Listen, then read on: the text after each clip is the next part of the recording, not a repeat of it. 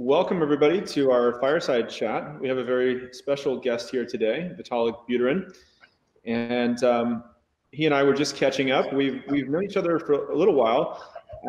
So Coinbase started back in 2012, and I remember we were reading lots of Bitcoin magazine at that time, and I remember reading some articles written by this guy named Vitalik, and I thought his writing was excellent.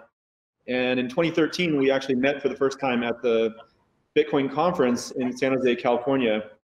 And I think shortly thereafter, Vitalik I remember he was thinking about moving to the US or coming to San Francisco or something like that, but I guess he couldn't get a work visa. While he was kind of stranded in Canada, he decided to create Ethereum. So in like a weird way, the immigration policy of the United States led to the creation of Ethereum.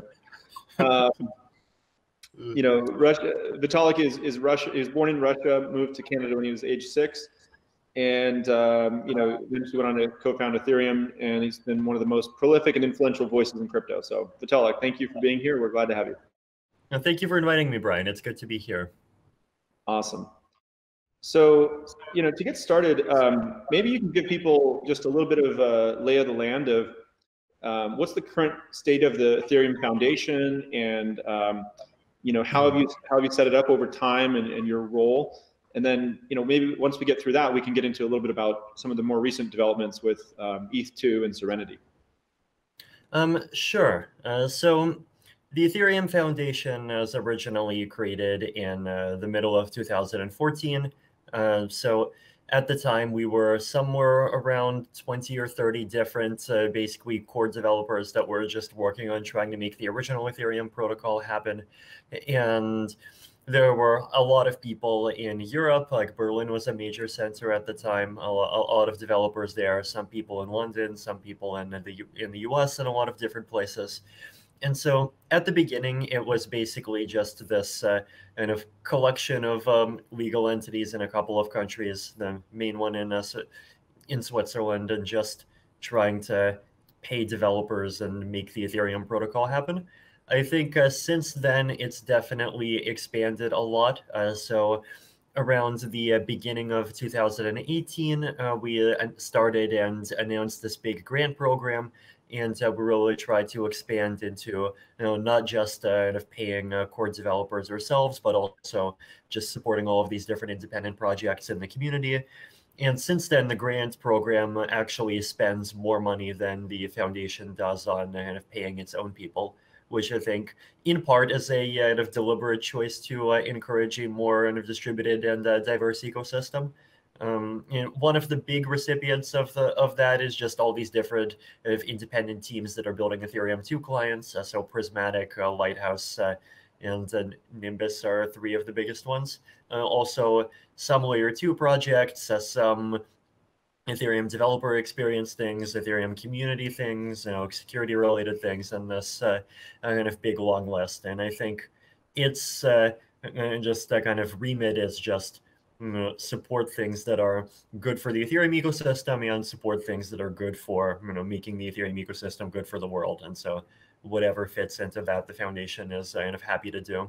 So our executive director, kind of Ayemi Aguchi, she is definitely kind of a bit behind the scenes more than some of our core developers, but she and Josh, Sina, and our Bastian, and Albert, many of our other kind of ops staff have been doing a very good job of just making that happen and kind of managing this transition where we changed from this kind of small entity that we were back when Ethereum started to this kind of big sprawling thing that's managing a huge amount of relationships and resources. So that's basically where the foundation is. It's a very globally distributed organization. We have major bases in, I guess, Switzerland, Singapore, Taipei, Berlin, Denver, San Francisco, and sometimes that just means there's a couple of people there. Sometimes it means there's a small office, and sometimes people go there, sometimes people don't, and otherwise, it's basically as global as Ethereum is. That's who we are. Awesome. And so those people you're referring to, they're employees of the Ethereum Foundation. who are helping. Do I understand it correctly that the foundation really is defining the spec, the protocol, and then they're also a grant-making organization to those various teams that you mentioned that are implementing the spec and building node software? Is that right? And I could kind of quickly go through the list, actually, of just what the Ethereum Foundation funds directly and what it funds with grants. So directly, there is obviously just operations of the Ethereum Foundation itself. Then there is DevCon, our annual conference. There is the research team. So that's mainly the team building the Ethereum 2 specs. It used to be the team building Ethereum 1 specs until that process kind of distributed a lot over the last couple of years. There's the people building Solidity. Also, there's a lot of just smaller different projects. So like, for example, we have a Python team that's been working on the Ethereum Python implementation. There's just a lot of different teams working on different individual projects. Geth is definitely a really big and important one.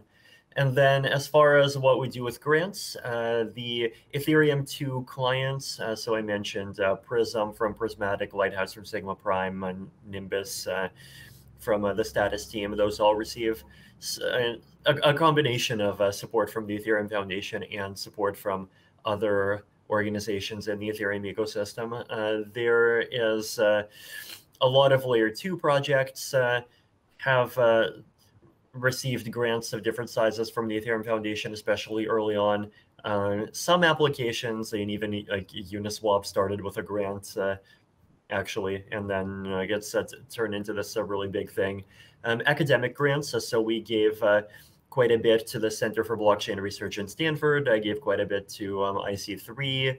Also gave quite a bit to Starkware to work on some Stark-related tech that we might end up using at some point. And after that, there's just this really big long tail.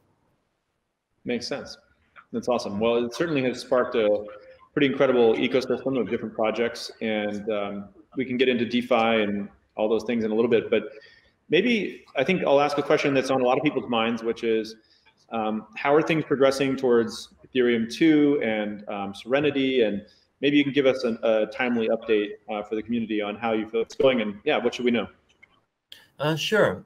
So Ethereum 2 is this big sprawling effort to mainly make two upgrades to Ethereum. One of them is switching the consensus from proof of work to proof of stake, which we believe to be much more energy efficient, much less tree killing, require much less issuance and all of those things, and at the same time more secure than proof of work. So this is actually something I wrote a blog post about, like one of the most recent ones on Vitalik.ca talks about this. And the other big piece is sharding, which is a scalability upgrade. That basically means that you don't need every node to process every transaction anymore. You kind of split up the load much more. And this way we could increase the blockchain's throughput from around 15 transactions a second to many thousands or tens of thousands of transactions per second. So the Ethereum 2 roadmap is split into different stages or parts. And we at the beginning called them phases. I think recently we've been de-emphasizing the phase branding a bit because it's becoming kind of more parallelized, and all the pieces are being built in a they can be implemented when they're ready, regardless of what the other pieces are doing kind of format.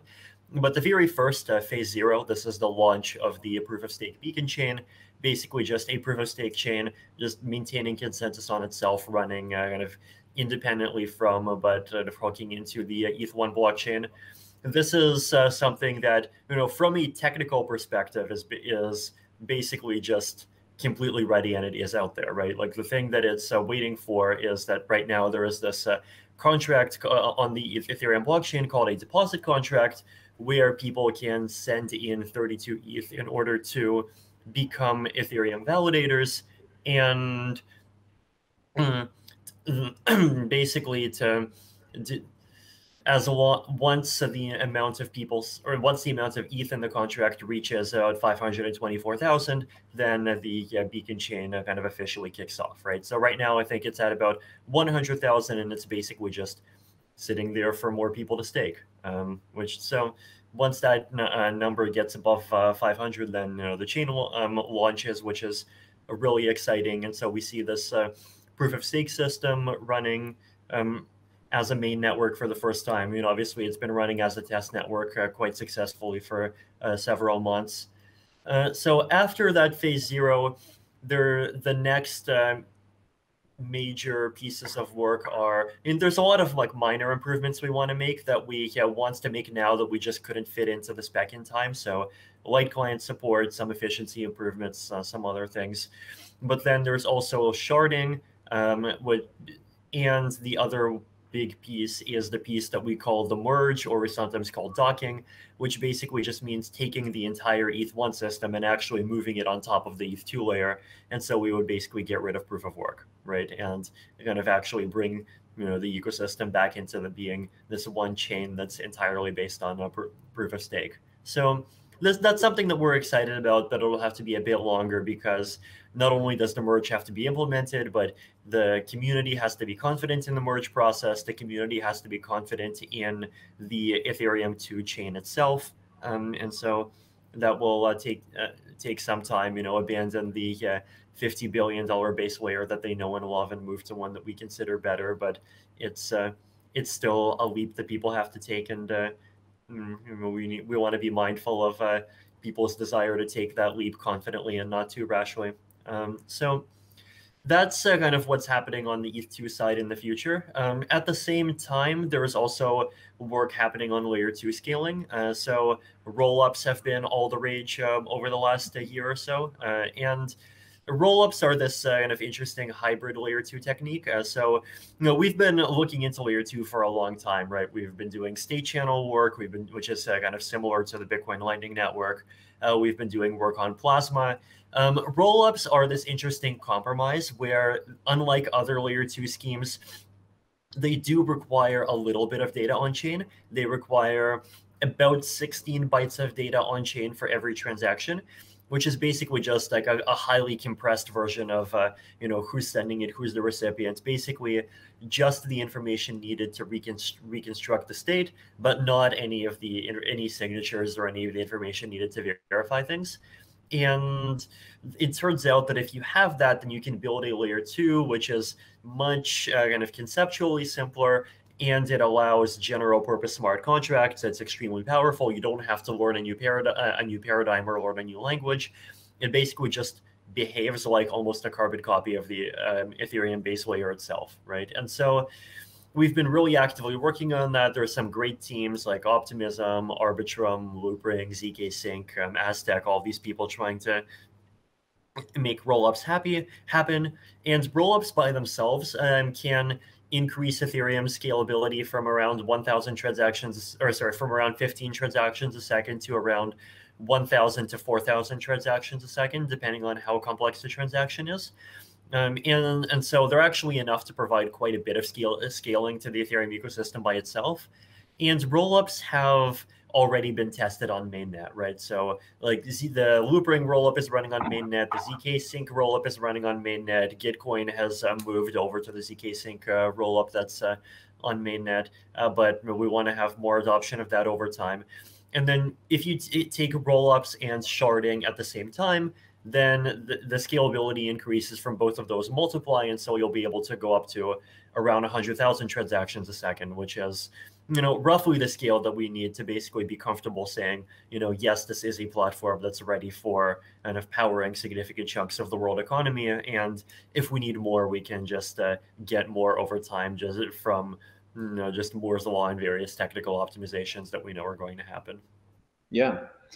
Well, we can talk more about that, because I'm very excited about scalability, and I think that's one of the big unlocks for this industry. But maybe before we get to that, how do you think about, what's the time frame that you think, in your best estimate, that we will now be live on ETH2, we'll have proof of stake, we'll have the scalability, the optimistic rollup, and all those things that you feel like would deliver the next level. So when do you think that'll happen? Best guess.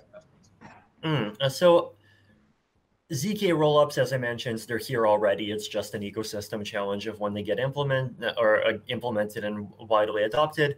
Optimistic rollups, so ZK rollups can support payments and like a couple of other applications. Optimistic rollups can support the full EVM more easily. So those are already on testnet. I'm expecting them to be on mainnet somewhere between 1 to 3 months from now, depending on how lucky the implementation teams are and how many snags they run into. ETH2 beacon chain, obviously extremely soon. There's literally 0 things that need to be done by us. It's just a matter of when people deposit and when that number gets up to 500,000. The Ethereum sharding, like, I don't know, 1 to 1.5 years, and then the merge probably like 1 to 2 years or so. I guess we're roughly hoping. Yeah, makes sense. Okay. Well, obviously that'll be an incredible moment for the crypto industry, and you know, I'm curious, how do you think about it inside the Ethereum Foundation? I know that there's a number of different kind of I call them like next generation blockchains, right? That people are working on, and we've got Dfinity and Polkadot and Cosmos and Algorand, and you know, ETH2 is one of those. Do you all think about it as kind of I think, and by the way, I think many of us were probably hoping that something this year would have been launched. Some of those did launch, but we haven't seen maybe as much progress as people were hoping. But these are hard problems; they take a long time. So, do you all inside the Ethereum Foundation think of it as like we're in a race to kind of do this, or is it more like, you know, safety and good process, and it's more like taking our time? I'm just curious how you all think of it internally. And I think like getting it to having a successful, blockchain with good features and good adoption is not just a matter of tech. It's also a matter of like ecosystem and community. And I mean, even like Ethereum itself kind of suffers from this a little bit. If you look at the ZK rollups, right? Like the ZK rollups, they're technologically great. You know, it's amazing tech. It exists now. It exists on mainnet. And so the Ethereum blockchain today is fully technically capable of processing, 4,000 payments a second if people are up to it. But ZK rollups are, they're getting some adoption, but it has been a fairly slow climb. And the reason for that is basically that it's not just the tech that needs to get out the door. It's also just people needs to actually go and implement it. Wallets needs to go and support it. People needs to adjust their workflows for it. People need to get used to it and all of these things. And so like one of the trends that we've been seeing both in the Ethereum L2 space and even in the kind of quote ETH killer space is that a lot of them are basically trying to adopt the EVM, right? Like a lot of the ETH killers are trying, like maybe a few years ago, they were marketing about how they were so much better than the EVM. And now they're basically marketing about how they're including the EVM.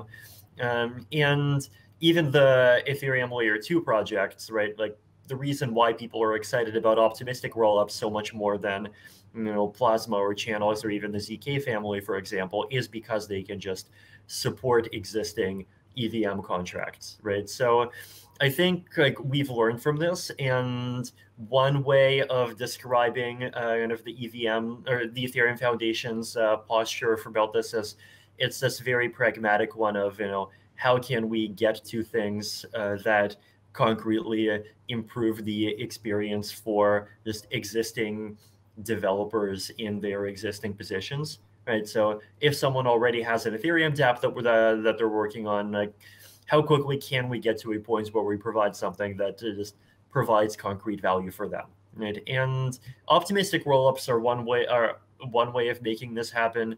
I mean, some of the non-scaling related things that we're doing around, proof of stake or even just developer wallet experiences are another example. Tornado Cash is a great example on the privacy side. It just is like, it's not an ecosystem, it's a tool. And I think that's an important lesson. Like everyone really wants to be the king of their own ecosystem, but you can often be the most useful by just building a tool and being okay with being a tool. And Tornado Cash is just a tool, and it's getting a lot of usage, which has been great for the past year. So the challenge that I see on the ETH2 killer side is basically that most of them, they do kind of underestimate the value of a community. And I mean, they're trying to get their community to some extent, but the problem is just that, like, the message that you need to have in order to get an excellent community is not just we have great tech, right? Like, you have to have a story around why your platform is unique and valuable, and you need to have a way for this applications on your platform to be able to kind of interoperate with all of the existing applications. You need to find, like, basically have a way to help your people who are on your platform actually get users. And if all of those users are people who are used to using the EVM and who have their existing MetaMask wallets, then, like, how are you actually going to make that happen? So there's a lot of those kinds of challenges that I think a lot of the people that just went and said, oh, hey, yeah, we got a $200 million ICO and we hired some PhDs or some Facebook employees and we can go build a technically better chain, like, don't necessarily realize. And I think they're starting to realize it now. But then even within the Ethereum ecosystem itself, right, like, we've been seeing more and more how kind of tech is not the only challenge. And so those are the things that we've been kind of struggling with. So yeah, and I think in terms of orientation, it really is just a matter of, like, hey, how do we take, like, not only build these tools, but actually get to the point where users of specific applications and people who are actually in the Ethereum ecosystem that exists can benefit from the much better experiences that the newer technology offers. Yeah, makes sense. And I do feel like there's so many new blockchains that got created at one point, and usually when industries are first starting, there's kind of massive fragmentation, tons of different competitors, and then over time they consolidate down. And so, do you anticipate there'll be any kind of, like, mergers or acquisitions or something like that of these different blockchains to bring some of these teams together as the industry consolidates? That's a fun one. We haven't seen, like, a coin or merger before, right? Like, yeah. I guess the challenge is that just requires a lot of coordination, and it's a type of coordination that the teams or that decentralized communities are not naturally good at, but maybe someone will do it successfully and show people the way. I think even within the Ethereum ecosystem, there's definitely, like, families of projects that could easily do better if they kind of combined into a single one. Yeah. On the on the ETH killer side, like, one thing that I do foresee happening is I imagine some of them are going to continue to try to pivot from being ETH killers to being kind of ETH satellites. So basically, I mean, some of them are doing this already, right? Like, they're talking about how, oh, we have this amazing system and we have a bridge and it's, like, right beside the Ethereum ecosystem and you can bounce back and forth. And if you want to be a more secure ETH satellite, then you can become a rollup, and the tools for being a rollup are going to become kind of much easier over time. And then you benefit from kind of Ethereum's security layer, which would be nice. And so, I mean, I do see kind of some portion of them going down that path, and some portion are definitely going to just try building their own ecosystem, and they're going to specialize in doing something unique and interesting that Ethereum does not do. And I think, like, those are the most interesting ones, right? Like, don't just try to become a clone and have 10% better developer experience or whatever. Like, either do something that the Ethereum community is not willing to do. That could mean, having a base layer with very activist governance that does things like, protocol changes and, like, DAO forks and having built-in price feeds and oracles or whatever, and just, like, throw the entire kitchen sink on, like, a big governance blockchain. It could mean doing something interesting with formal verification, like, I mean, like the Tezos vision, for example, like, I thought was interesting in that regard. Doing something interesting in terms of, like, aiming to zero knowledgeify the entire thing, like what Mina has been doing.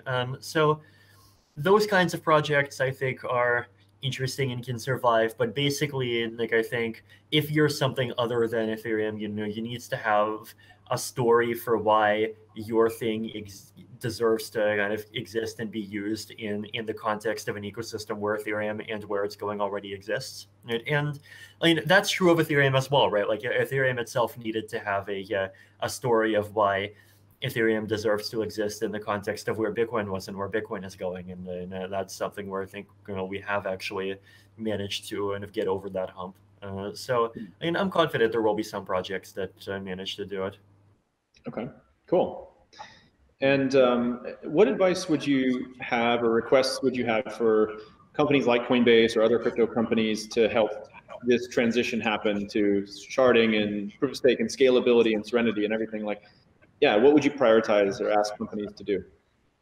I mean, one thing that I think you've already been doing is kind of taking rollups seriously and trying to be active in having support for them. So, I know you're doing that integration with Optimism, right? And so, just staying in touch with the rollup ecosystem and making sure that kind of you're part of the solution in terms of getting those projects adopted and getting scaling actually happening on those projects is one big thing that I mean both you and kind of companies in general can do.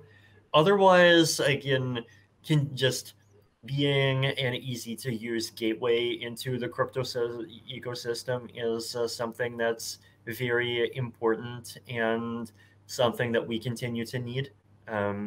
Right, like if someone is not in the crypto ecosystem now, like how can they get in? How can they buy like either a small amount of crypto just so they can use some applications, or a larger amount of crypto? Having even just having an easy to use wallet is definitely a big part of this, and having a kind of easy access to all of that infrastructure. Going kind of and so I guess just in a lot of cases the answer is sort of continue to be good at doing what you do and continue to kind of stay abreast of all of these improvements happening in the ecosystem, whether it's layer 2 scaling or it's privacy related things, whether it's staking or like smart contract wallets or whatever, and to make sure that you're participating in those things. And actually, I know like Coinbase I haven't looked into this in a while, but on the Bitcoin side, like you have a multi-sig wallet where Coinbase holds one of the keys, right? Yeah. Yeah, like, and do you have that on the Ethereum side yet? Yeah, we have. Well, I think you're referring to our Vault product. Yes. Well, we also have Coinbase Wallet, which is a user-controlled, self-custody wallet. So both. We have that for ETH on both sides. Yeah. Okay. Yeah, and I think like having a kind of hybrid, like different forms of hybrid custody, like is definitely something that I'm interested in. Like I've been a shill for multi-sig ever since, and even back in 2013 when I wrote the Bitcoin Magazine article about it. Social recovery have been a big booster over the last couple of years. So having more custody models that kind of combine the benefits of kind of most of what you want out of self-sovereignty with most of what you want out of models that make sure you don't lose your funds if your house burns down or you accidentally misplace that piece of paper that has like those $24 million words on it, I think is really important. I mean, in addition to kind of having your own wallet that supports different custody models, the other thing we could do is try to be a kind of in basically general purpose kind of institutional custody oracle. And so the idea would be like some service where you are part of a multi-sig, like basically users would be able to kind of sign up and create an account, and if they control an account, they would be able to control like actions with that key, and you would authenticate them using standard kind of ways you would authenticate users, and if things screw up, you can always KYC them and so forth. And that would be done in such a way that it would integrate with other multi-sig wallets. It would integrate with it could be a social recovery guardian, like something like plug into Argent, for example, like basically just make it something generic and even participate in the standardization kind of process for kind of generic kind of custody oracles like that to exist. Like that would be one interesting example of something you could do on the smart contract side. And in general, I think like getting more adoption of just smart contract wallets and these better custody wallets is like something that's been fairly high priority for me personally. So any steps in that direction are excellent steps. That's awesome. Yeah, there's probably a lot more we could do on that side. Coinbase Wallet is our main investment in that space, and we'd love to try some more like social recovery type options and various multi-sig like key storage options. Like we offer some today, but I think giving more options there would be even better. I guess just zooming out for a minute, I think one thing I think about a lot, and I think you do too, is just how do we get crypto to be used by 1 billion people every day, right? How do we get it to be internet scale? And I think there's a lot of lessons from the internet, right? We talked about one of them already. The move from dial-up to broadband is kind of the scalability that we talked about earlier with sharding and proof of stake and everything, roll-ups. There was also, of course, privacy had to be added to the internet, right? So it went from HTTP to HTTPS, and then you could start putting in your credit card and feel more secure online. And then I'd say the usability was another big piece where like they went from just IP addresses, machine readable addresses to the DNS system, so you could type a human readable name, a domain name. And I know like the Ethereum name system has started doing some work there. Maybe you can just zooming out, kind of give us your vision for the next 5 years in crypto or 10 years. Like, how do we get 1 billion people using this every day? So, as you mentioned, scalability, I think, is a hugely important part of this. And I have a feeling that a lot of people still underestimate that, right? Because I think they might perhaps think of scalability as being, going from Ethereum as it exists today with all the properties that it has today to basically that same thing, but being able to be used by 100 times more people. But the reality is, right, that if we have that scaling, then a lot of other things are going to happen as well. So like one example of this is the thing that like people in Bitcoin land call the fidelity effect, right? That there's like big companies that would love to do major things in crypto, but they're holding off now because they realize that like if they were to do that, then they themselves would basically like single-handedly triple transaction fees and essentially just make their own product useless just by existing. And so if either scalability happens or scalability gets to the point where there's a credible story that it will happen within a year, then I think there's a much higher chance that we're going to see large enterprises just jump in and start doing useful things on chain as a result. So that's one side of things. And then the other side of things, I think, is that if we can push transaction fees down from the status quo where they're like somewhere between, 10 cents and $10, depending on which day of the week and like what thing it is that you're doing, down to the point where they're between, 0.05 cents and 5 cents, then we can unlock a lot more different kinds of activity, right? So we can unlock a lot of non-financial applications. We can unlock a lot more usage of ENS. We can unlock a lot more kind of micropayment related things. Even just like simple consumer to merchant payments starts to kind of become viable again in a way that they're not in many smaller cases today. And so when that happens, like it just opens the door for kind of the organic adoption that we were hoping for back in 2013 to kind of start happening again.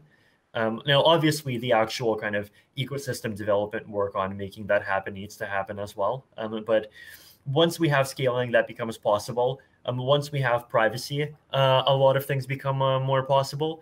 And also scaling and privacy work together, right? Because privacy, unfortunately, comes with the cost that privacy preserving transactions are like 10 to 30 times more expensive than regular transactions. Like if you look at Tornado Cash, withdrawals take $10 or like some like crazy high amount. And so not many people are going to use it except for things that like really, really need privacy.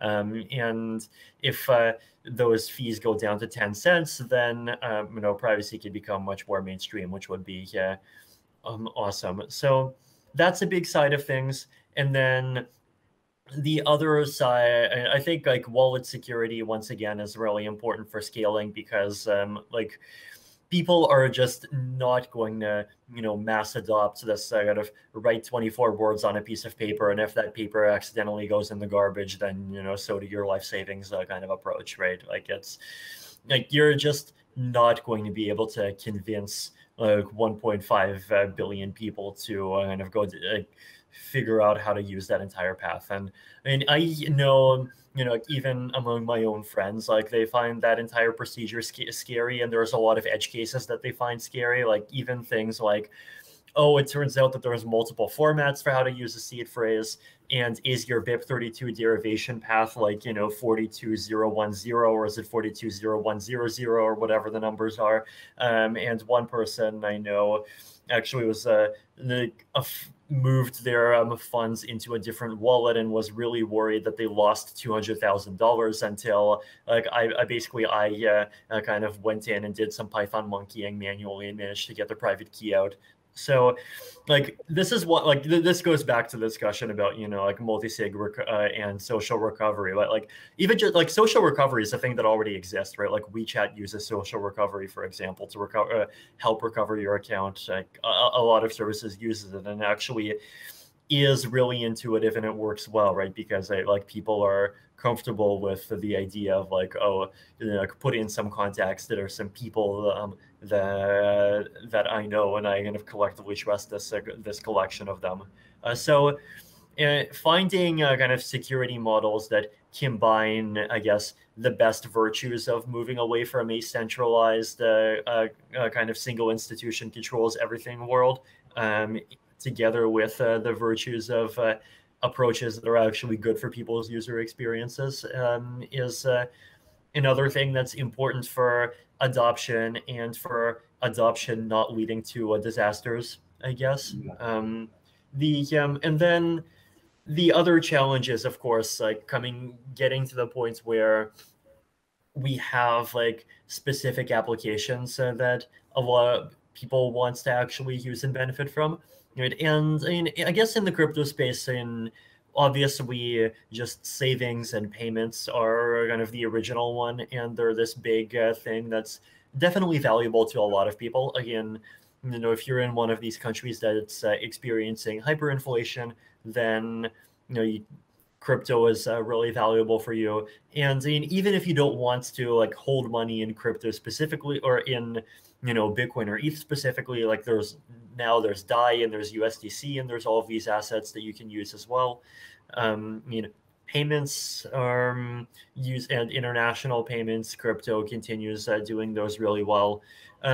So and in general, kind of I think the decentralized finance space is increasing the potential for what you can do there. And the challenge with DeFi, I think, is that it's this weird kind of combination of, on the one side, useful but boring things, and on the other side, like just useless but fun things, right? So like, for example, yield farming, fun, but I think in the long term useless.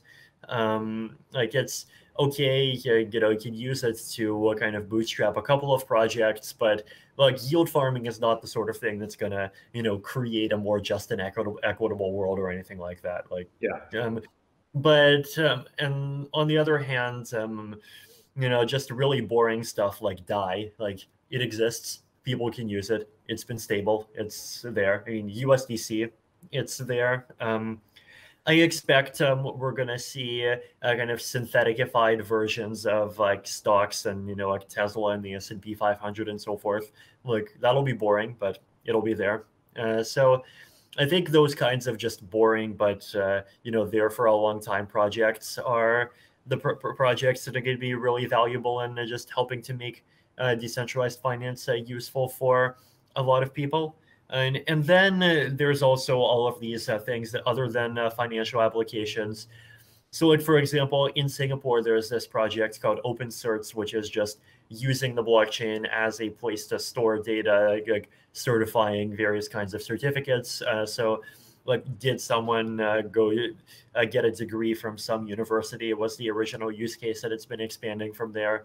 And that's just one of those kind of simple and dumb things where, if you get it institutionally adopted, then it can happen, and it can just quietly kind of sit there in the background and be useful. And we can just have a world where there's more of these kind of easily verifiable guarantees about things.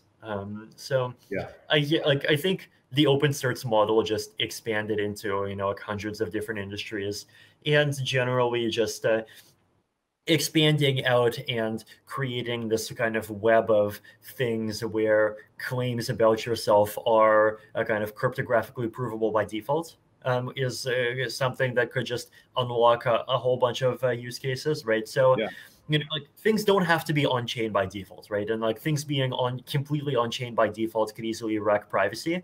But if you have constructions where you have a piece of data and then there's a Merkle root on the data, and if you want, you can prove a Merkle branch, and if you want, you can make a ZK snark that proves a bunch of Merkle branches and some properties about the thing in the leaf, then you can create this powerful system where you can prove a lot of things about yourself, authenticate yourself, and like that could unlock a lot of things, right? I mean, even just one example of this is there's this long-running trade-off between like basically preserving privacy and anonymity and kind of preventing spam, basically, right? So like a lot of social services have been migrating recently to this model where they had require phone verification, or they require like a legal identity verification of some kind, and it's bad for privacy in a lot of cases. But one of the big problems is that if they don't do that, then their entire platform just gets spams to hell. And so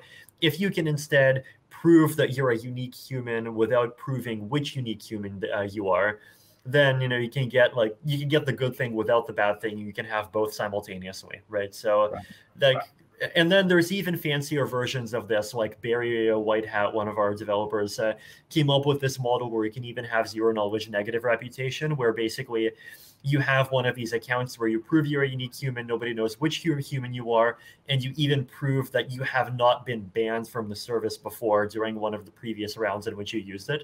And so, you can even have kind of identities that just completely jumble around, but you still have basically a vulnerability to being kicked off the service if you do something that that service considers bad, right? So you really get like the benefits of like you get like most of the good things without most of the bad things, and like we can kind of solve a lot of the problems that we've been having even in like our mainstream kind of society, but without sacrificing important things like privacy. But for those things to actually happen, you need to actually just build up this ecosystem where people do have these claims about themselves kind of published or available in some cryptographic form. And I think the crypto space can do a lot in bootstrapping that, but also a lot of that involves cooperating with all these different institutional actors and trying to kind of get them on board.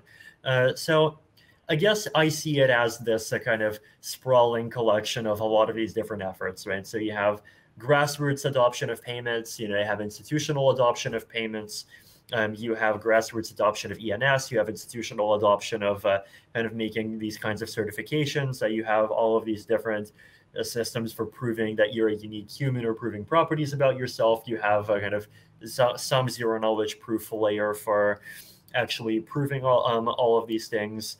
And we can, I think, and then there's also a lot of these kind of niche applications, like, there's prediction markets, which have been really successful and have been used a lot, even just in the 2020 election, for example. There's I even saw there was this independent news site, Popula, that's writing a lot of articles, and a lot of them, cover the developing world and Africa. And they have like Ethereum, like ETH for tipping, and an Ethereum-based comment system, which I thought was really cool. So I think we'll also see just a lot of small things kind of popping up, and it's an ecosystem and it's a network, and just you have all of these different parts that just grow independently, and they kind of all mutually support each other. It's awesome. Yeah, I totally agree. I think we just scratched the surface here, really. That was with that kind of foundation of a scalable blockchain and privacy and usability aspects that you mentioned around multisig and all that stuff. It's like it could transform the world in a way that we're just beginning to see the very beginnings of it. So awesome. That's a very compelling vision of the future. And we're just about out of time, actually. We probably have like 1 minute left, but I wanted to ask you one final question, which was, more of a personal one just for fun, but you became kind of this global celebrity at a pretty young age, having invented Ethereum. And the Ethereum community has this very unique culture with like memes and unicorns and rainbows and stuff like that, and cats. Did that kind of come from your personality? And I guess maybe you can give us a little bit of an insight into how that came to be and what your life how your life turned out as a result of that. Mm-hmm. Yeah, and I think like it's definitely a kind of combination of the kind of cultural values of, I mean, both myself and some of the other kind of people in Ethereum that were there early on, like basically just kind of don't take life too seriously, and don't like. Definitely kind of don't be aggressive and gruff like some of the maximalists on Twitter are. Just like not being that is definitely one of the, and kind of being very clear to the world that we're not that was definitely some part of the motivation. Just being kind of open and welcoming, I think, is a really important kind of value, and kind of represents what crypto is about for a lot of us. It's definitely kind of turned into a very interesting aesthetic, and we love our unicorns and our cats now, and it's kind of everywhere in DEF CON, and I know, and I think the goal is definitely to kind of make people feel welcome and to just like be as friendly as we can, and to just like remind ourselves about the lighter side of life, I guess. So I hope it's been succeeding. Yeah, I think it has, and thank you for all the work that you're doing. I think it's very important for the world, and hopefully we at Coinbase and the rest of the community can figure out a way to help and help go create the crypto economy, more economic freedom in the world, and all the things that this can do. So thank you so much for the time, Vitalik. I appreciate it, and hopefully we'll see each other again soon. Thank you, Brian. Yeah. Alrighty. Have a good day. Bye. Good night.